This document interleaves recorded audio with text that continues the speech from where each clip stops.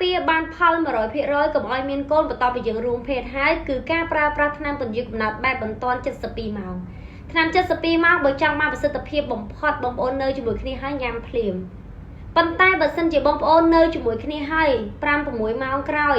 មួយថ្ងៃ2ថ្ងៃក្រោយបើបងប្អូនញ៉ាំគឺអត់មានប្រសិទ្ធភាពទេណាហើយថ្នាំ72ម៉ោងនេះក៏វាមានគុណវិបត្តិដែរបើសិនជាយើងប្រើប្រាស់ខុសក្បួនប្រើប្រាស់ច្រើនដងប្រើប្រាស់ញឹកញាប់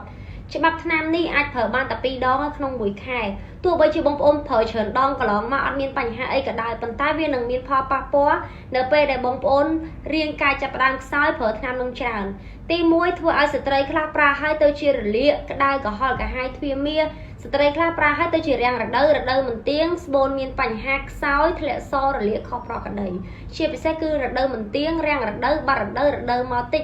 ឬក៏មិនមករដូវតែម្ដងបន្ទាប់ពីប្រើថ្នាំនឹងហើយអានឹងគឺជាផលប៉ះពាល់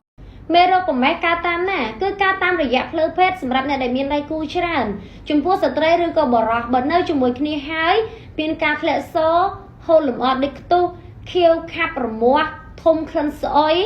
ក្តៅឈឺក្រហាយផ្សាតាមទ្វារមាសឬក៏ផ្លូវភេទនោះជារោគសញ្ញាដែលបញ្ជាក់ថាយើងកើតប្រមេះ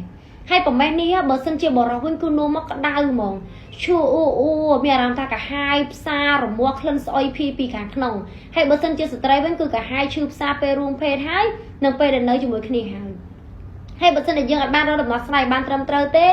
បរិះងាយប្រឈមជាមួយការរលាកកពីងប្រូស្តាតរលាកពងស្វាខ្សោយផ្លូវភេទពិបាកមានកូនហើយបើសិនជាស្ត្រីវិញប្រឈមមួយការរលាកស្បូនរលាកទ្វារមាសឆ្លងដល់កូនមិនអាចមានកូនដូចគ្នាអញ្ចឹងបញ្ហានេះមិនអាចបដ ாய் ទុកយូរទេបងបរិះឬក៏ស្ត្រីដែលកើតមានឬក៏មានរោគសញ្ញាណាមួយដូចខ្ញុំរៀបរាប់សូមបញ្ញត្តិស្វែងរកដំណោះស្រាយឬក៏អាចធ្វើការប្រឹក្សាយោបល់ជាមុនសិនមុននឹងយើងដោះស្រាយបរិះងាយឆ្លងមេរោគអេដកម្រិតខ្ពស់ប្រសិនបើពួកគាត់មានបញ្ហាប្រមេះទឹកបាយឬក៏ប្រមេះទឹកថ្លាពុំរកដំណោះស្រាយបានត្រឹមត្រូវ